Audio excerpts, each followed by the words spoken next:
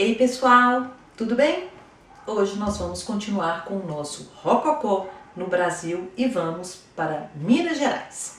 Mas antes, queria fazer aquele pedido básico para que vocês curtam o canal, divulguem. Quem não inscreveu, por favor, se inscreva. E se você quiser ser avisado que as minhas aulas estão chegando, aperta lá o sininho, tá bom?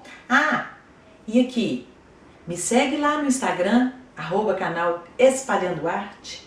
Tá super legal, tem sempre coisas curiosas e interessantes, tá bem?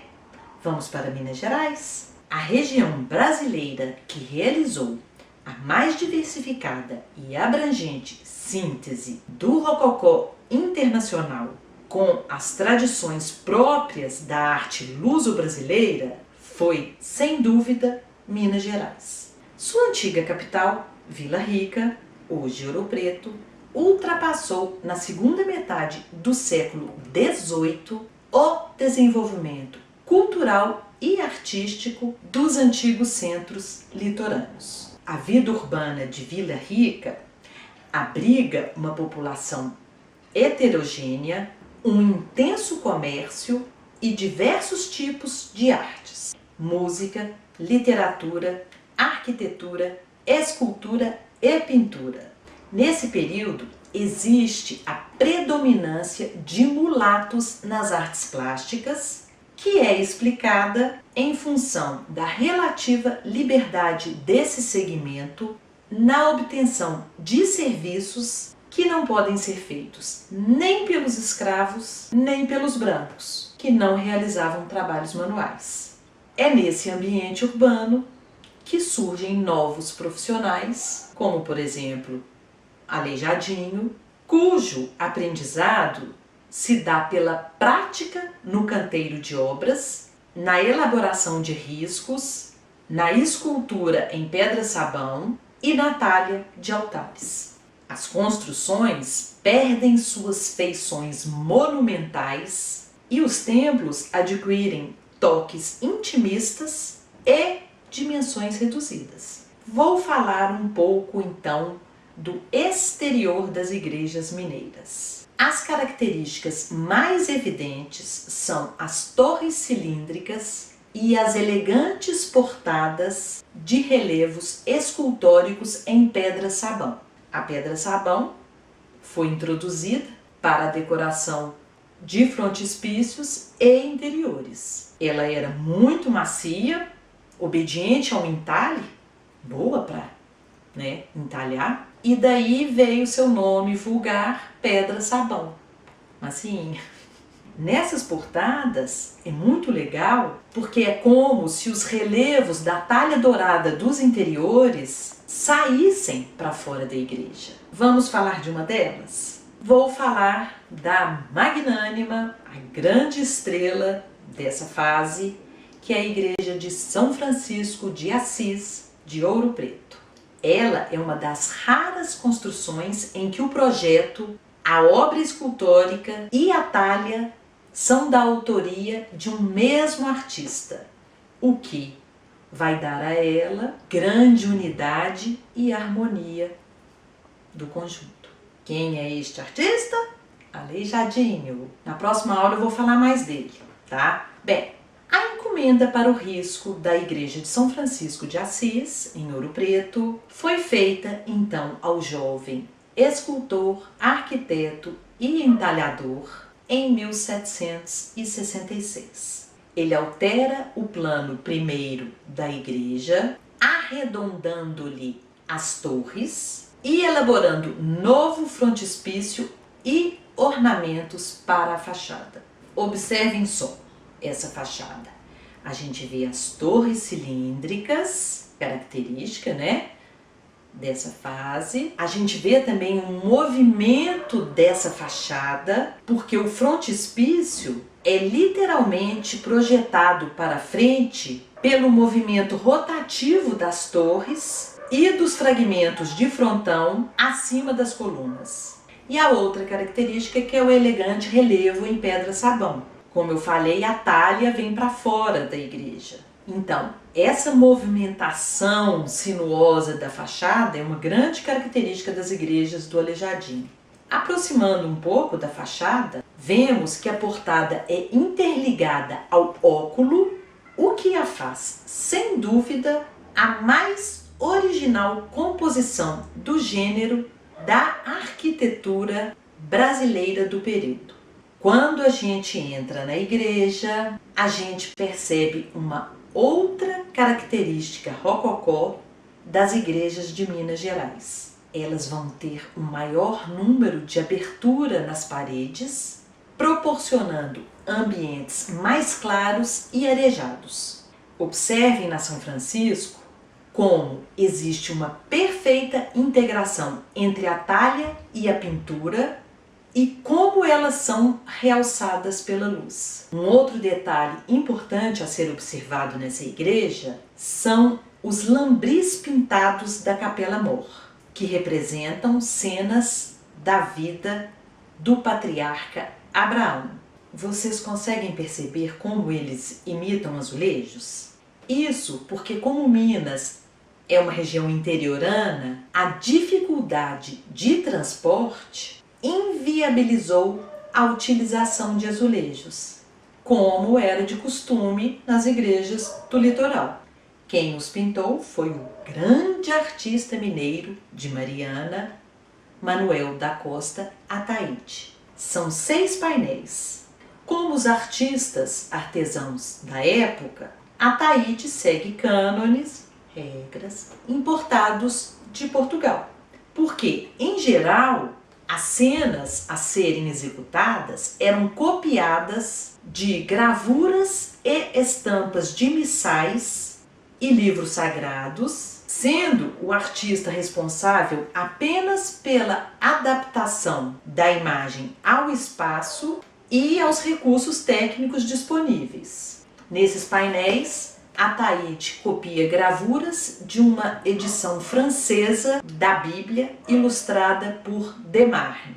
Mas esse fato deles copiarem de gravuras importadas não desmerece de forma nenhuma o artista, pois seu talento se revela exatamente na sabedoria com que faz tal transposição, simplificando as composições originais a fim de adaptá-las ao reduzido espaço. Quando a gente compara esses painéis com as gravuras importadas, a gente percebe um caráter intimista no tratamento das cenas e uma maior expressividade do desenho que elimina esse caráter cerimonioso, posado, presente no modelo, nas gravuras. Então a gente vê essa coisa mais expressiva na pintura do Ataíde e menos cerimoniosa do que o modelo. Essa linha expressiva que tende a criar corpos volumosos e lânguidos, que quase não conhece ângulos retos e transforma a anatomia dos corpos em traços curvos, é uma das características mais marcantes da obra de Ataíde. Vocês conseguem identificar isso? A gravura importada, toda posada, aquela coisa mais dura, mais clássica, e a do Ataíde mais movimentada, mais expressiva, mais apimentada. Quanto aos retábulos, em Minas, eles não tiveram um padrão único, que foi como aconteceu na talha pernambucana. Eles variavam ao sabor da inventividade dos artistas e das preferências de gosto das irmandades que encomendavam as obras. Entretanto, 2 modelos de retábulos prevaleceram. Um atribuído ao português Francisco Vieira Servas, o outro atribuído a Antônio Francisco Lisboa ou Aleijadinho. E a principal diferença entre os dois aí está no coroamento. No coroamento do retábulo de Vieira Servas tem um motivo sinuoso conhecido como arbaleta. Arbaleta é o nome dado a uma arma medieval. E no coroamento do retábulo de Aleijadinho temos um imponente grupo escultórico com a representação da Santíssima Trindade. E sua obra-prima no gênero está aonde? Na igreja que estamos falando, lá na Capela Mor da Igreja de São Francisco de Assis de Ouro Preto. Nele destacam-se a ênfase nas expressões faciais das figuras e os efeitos dos olhos, características das esculturas de Aleijadinho. Esse grandioso retábulo está ligado à decoração da abóbada pelo prolongamento dos elementos escultóricos da tarja, com o grupo escultórico da Santíssima Trindade e a Virgem Maria sobre uma meia-lua invertida. Outro aspecto das igrejas do Rococó mineiro que podemos ver na igreja de São Francisco são os tetos abobadados com amplas pinturas em perspectiva que, juntamente com o retábulo principal, funcionam como focos prioritários de atenção. Você entra na igreja, já foca no teto e depois no retábulo. Esse teto foi executado pelo pintor Manuel da Costa Ataíde e é uma pintura ilusionista em trompe-l'œil, engana os olhos. Nele vemos uma série de sustentantes arquitetônicos em projeção vertical que suportam um baldaquino suntuoso com a visão celestial da Virgem entre nuvens, cercada por uma profusão de anjos, vários dos quais tocando instrumentos musicais. Como de praxe no Rococó, os espaços vazios são tão importantes quanto os espaços preenchidos, pelas composições ornamentais com contornos sinuosos e rocalhas assimétricas. E observem que o motivo da lua crescente com as pontas voltadas para baixo é repetido lá na frente no altar do Aleijadinho, acentuando o diálogo entre pintura e escultura. A gente pode perceber também uma característica da pintura de Ataíde, que é o uso de cores vivas, e também o hábito de atribuir feições brasileiras em seus personagens. Nessa pintura, a Nossa Senhora é mulata inspirada em sua companheira. E só para ilustrar um outro exemplo disso, é numa outra pintura dele, até em outra igreja, a ceia, que está lá no Colégio do Caraça, em Catas Altas, onde os anjos têm como modelo seu filho e jovens de Vila Rica. E olha que interessante, gente.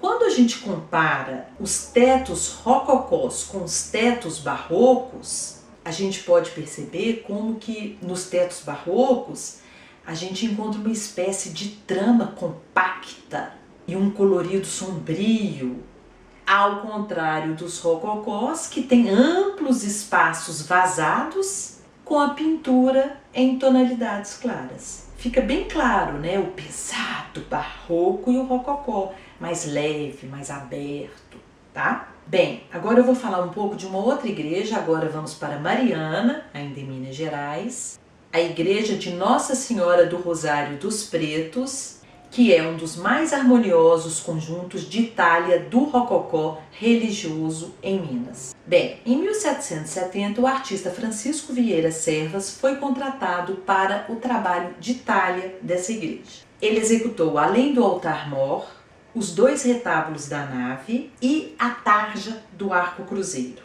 Porém, vale ressaltar que o douramento e a policromia desses retábulos só foi feita mais tarde, em 1823, por Manuel da Costa Ataíde, que também nessa época pintou o forro da Capela Mor.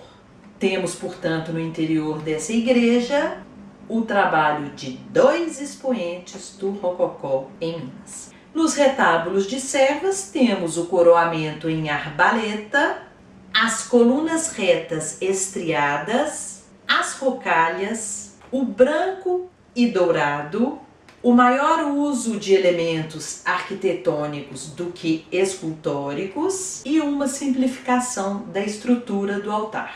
E como já falei, uma pintura de Ataíde no forro do altar-mor, onde representa no centro a Assunção de Nossa Senhora acompanhada de serafins e anjinhos. Bem, mais uma paradinha. Nós ainda temos uma aula na qual eu vou falar um pouco mais de Aleijadinho, ok? E se você está se divertindo, aprendendo com as minhas aulas, não me agradeça.